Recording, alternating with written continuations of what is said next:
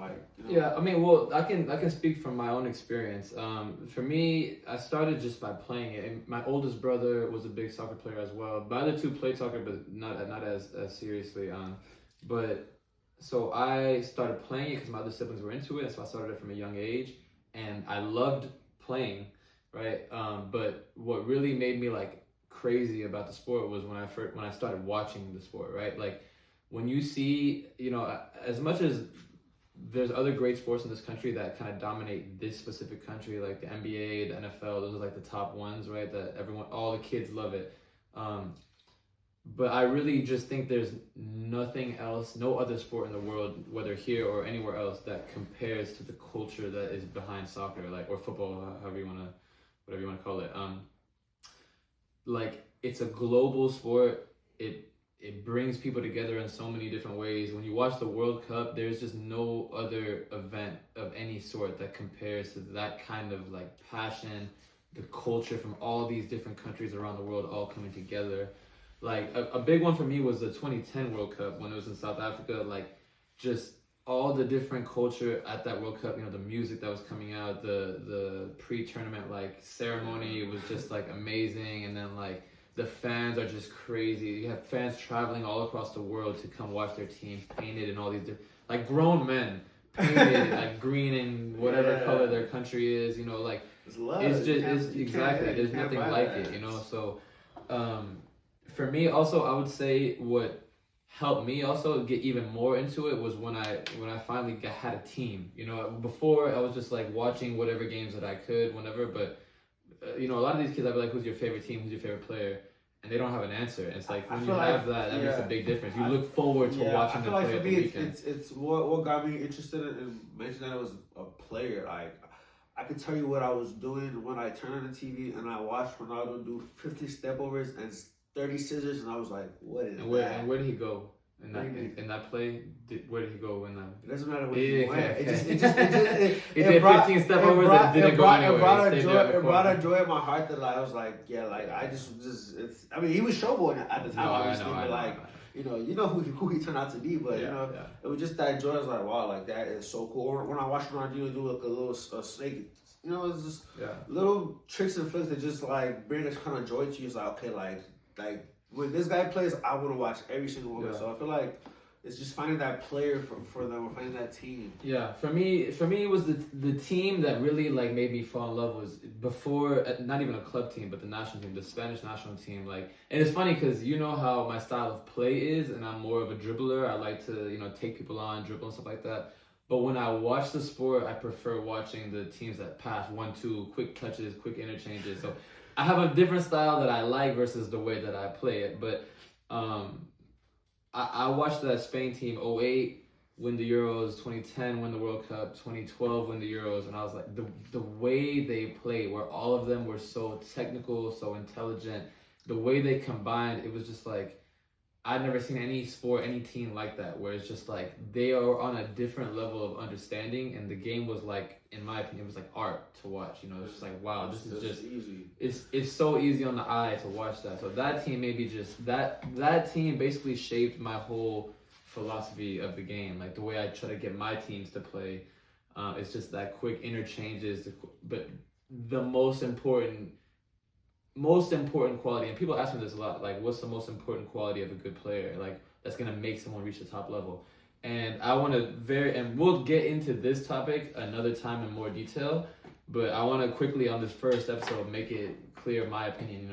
There's a big false narrative in this country that physicality, speed, strength, those are the most important things, athleticism to being a top player, and that is the furthest thing from being true. The number one thing is not physicality, it's not even technical ability. I'll say it's the understanding of the game. When I see somebody 8 or 9 years old that has a high IQ on the field, that understands how the game works, understands how to play, I immediately think about this is someone who can make it.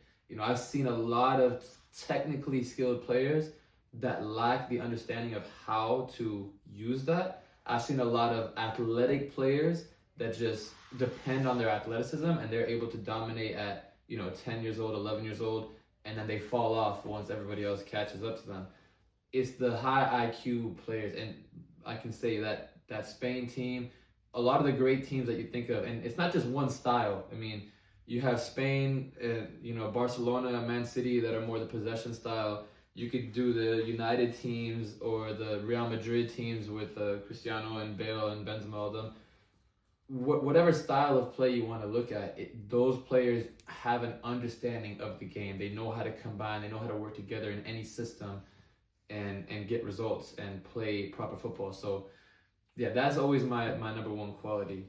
I got kind of sidetracked there. I don't even know what we were talking about before that. What was the point? Watching games, yeah, for sure. Like my least favorite genre of football is just like just unintelligence. Like when you don't just like when you don't think before you play. It's just like I feel like it's like I just hate it because I can see it. Like I can see it. There's no thought. You put no thought into this, and you just bring it into like no, it's a laziness.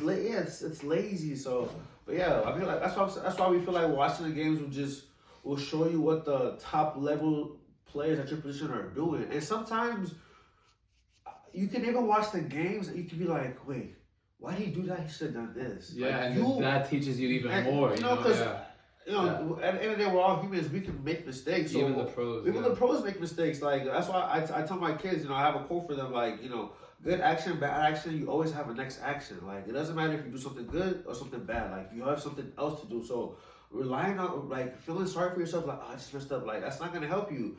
And I just scored a great goal. Feeling that high is also not gonna help you because you have something else to do. So just. Just moving on to the next play. So watching the games, it really just show you like, okay, this is how the game should be played, or give you an idea of like what you should want to do. So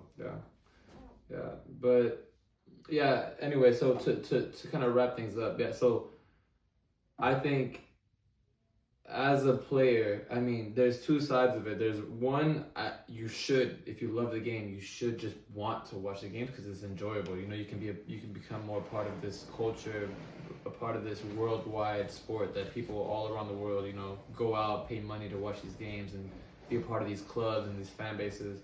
But two, as a player specifically trying to get better, trying to reach the top level, the knowledge you get from watching them is you can't buy it. Yeah, it's priceless. You can't buy it, I cannot emphasize it enough. And I talk about this with the majority of parents and players that I coach, and I'm not sure how many of them go home and actually start. I've had a couple that come back to me and I started watching this player, and I'm like, man, that is great. And they come to me with like, I saw him do this, and I'm like, wow, that is the stuff that really makes me happy as a coach. When I can instill the same passion and love for the game that I had and that our generation had growing up. And it's strange because the sport is growing. There's more people playing soccer now. There's more. I mean, what we do didn't even exist when we were growing up. Honestly. Like the fact that we're able to, have a successful business on private training shows how much people are willing to put into the sport.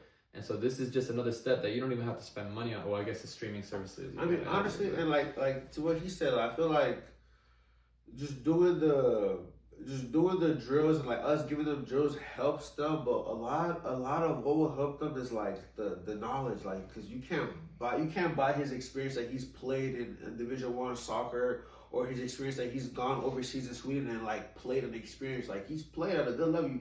Like kids are like 10, 12, he's 28. You can't buy that 20-year experience that he has. Like that, all that knowledge and wisdom he has, if a kid is willing to listen and apply it, they would add 5 years onto their football life. Like it's like Lamine Yamal. He's 19 years old, but he plays like he's a 28-year-old winger. Like just because he has a great knowledge and understanding of the game, like he learns, he reads the game. Like that's what we're trying to this podcast obviously do, but with these kids do as well. We're trying to help them like understand the game. Like there's more to the game than just.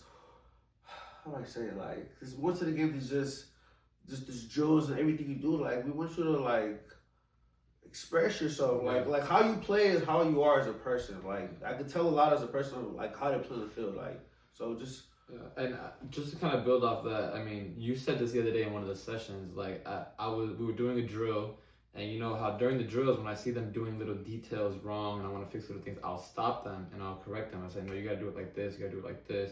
you gotta, check this shoulder, you gotta put your weight on this foot, or just little details that they can have.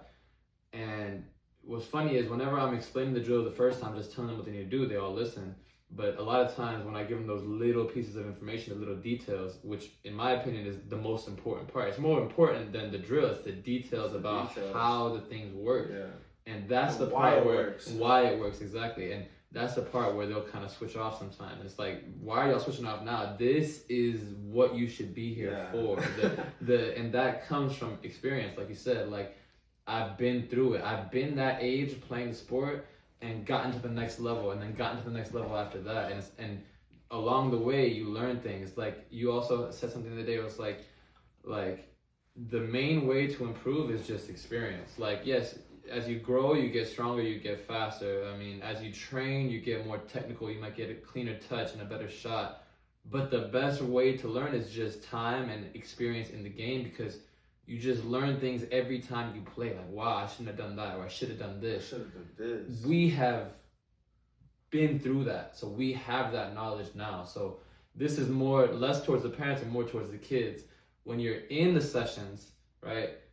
When you finish a rep and I stop you and I'm like, hey, you need to do this differently next time. That is not a time to switch off and just hurry into the next rep. No, that's a time to listen intently, take the message that I just gave you, and then figure out how to apply it.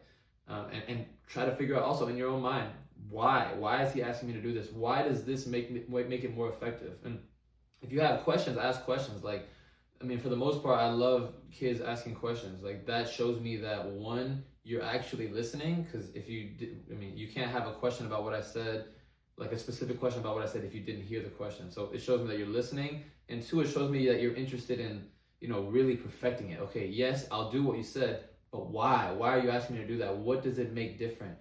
And then if I can explain that to you and you start putting that together, those are the type of details that help you develop your game IQ and develop your knowledge of the player, like he was talking about. I love that he said that, perfected, because I saw this quote the other day when I was reading this book. It was like, wherever you find excellence, you find continuous learning. So, like, to me, it was so deep, because, like, no, it's deep. Yeah, it was so deep to me, because, like my coach always told me, like he's like, hey, I'm 30-something years old, but I'm still learning every day. Like, I learn, maybe not true, but he tries to say, like, when he watches us play, he tries to, like, learn something every day, or he's reading a podcast, or like with us, like, when I watch some kids play, I don't learn something, but, like, I see something, like, different each kid does. So I guess I learn from the kids every day. Like, I definitely, like, learn from everybody every day. So when I see some kids that just come out here and don't want to learn, and, like, don't ask questions, it's like, it bothers me, because why aren't you curious? Like, if you're here in extra private sessions, like, why aren't you curious to why we're telling you these things? Like, so I feel like to be good at this game, you have to learn every single day. You have to learn by watching games. Like, continuous learners. If you want to be great, you got to learn every single day. Yeah. Anyway, I mean, we could sit here talking all day. Like, when we start talking about the sport, we go on for a long time. But just kind of needed to wrap it up. But yeah, the main takeaway from today is one is, I mean, the kids should be out there watching the game and really loving the sport. And two is really just finding any way to grow your knowledge. Like I said earlier, the most important trait that you can have is IQ, understanding of the game. Reading the game. Any way you can, whether it's watching it, whether it's through playing, whether it's through listening to the coaches who have that experience, and really taking in the details and the understanding, the reasoning. Any way you can grow your knowledge as a player and become a more mature player on the field, you should be taking advantage of that. So yeah, that's what we'll leave you today. And if y'all have any questions that y'all want to ask us, or, I mean, we have our first few weeks of topics already outlined, but if y'all want to have suggestions for different things that you would like us to talk about in the future, or any questions about what we just talked about here today, feel free to leave it in the comments, and we'll respond to as many as we can. Thank you guys, and then we'll see y'all next week.